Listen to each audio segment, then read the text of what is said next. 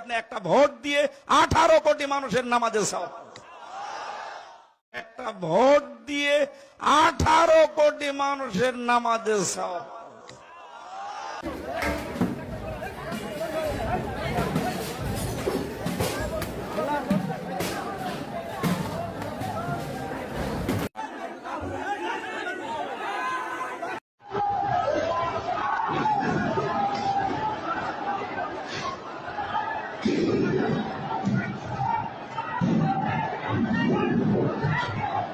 জামাতে ইসলাম ইসলামিক দল নয়, এই কারণে কোন ইসলামিক দল এই কথা বলার অথরিটি রাখে না যে একটা ভোট দিলে 18 কোটি মুসলমানের নামাজের সওয়াব পাওয়া যাবে।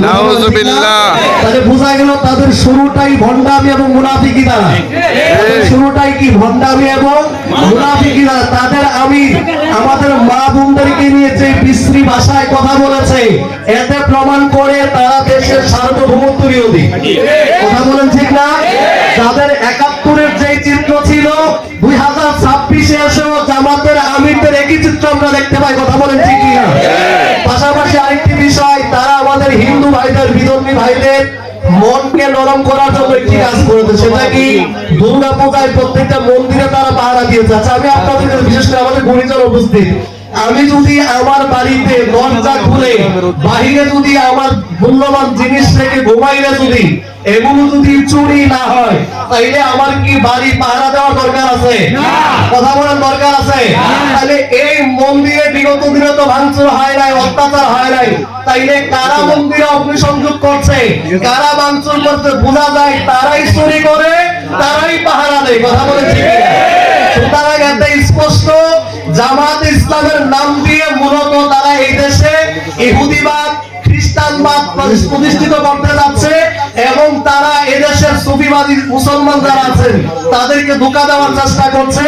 সর্বশেষ একটি কথাই বলবো, বিগত দিনে বাংলাদেশের 1971 সালের পরে আজও পর্যন্ত যদি আপনি হিসাব করেন, এই গত 17 মাসে তৌহিদি জনতার নাম দিয়ে জামাতে ইসলাম যেই পরিমাণ মাজার ভাঙচুর করেছে, মসজিদে হামলা করেছে, তাদের আচরণ থেকে বাংলাদেশের জাতীয় মসজিদ বাইতুল মুকাররম পর্যন্ত নিরাপদ ছিল না।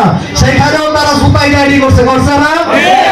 তাদের কাছে একটা মসজিদ নিরাপদ না, যাদের কাছে একটি মাজার নিরাপদ না, যাদের কাছে আমাদের মা বোনের ইজ্জত নিরাপদ না, আপনি কি মনে করেন তাদের কাছে দেশ নিরাপদ? আপনি কি মনে করেন তাদের কাছে দেশের সার্বভৌমত্ব নিরাপদ? তাইলে সুতরাং আপনি সিদ্ধান্ত নেবেন, আপনি কি দেশের সার্বভৌমত্ব রক্ষা করবেন, আপনি কি দেশ রক্ষা করবেন, নাকি আপনি দেশের সার্বভৌমত্ব নষ্ট করবেন?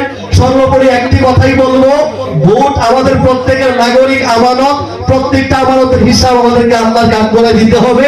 সেই জন্য আপনাকে যাকে যোগ্য মনে হবে, যার দ্বারা ইসলামের ক্ষতি হবে না, দেশের সার্বভৌমত্ব নষ্ট হবে না, যিনি মুসলমান হিন্দুর মতো দাঙ্গা বাঁধাবেন না, তাকেই আপনার সেই মূল্যবান রায়টুকু দিবেন।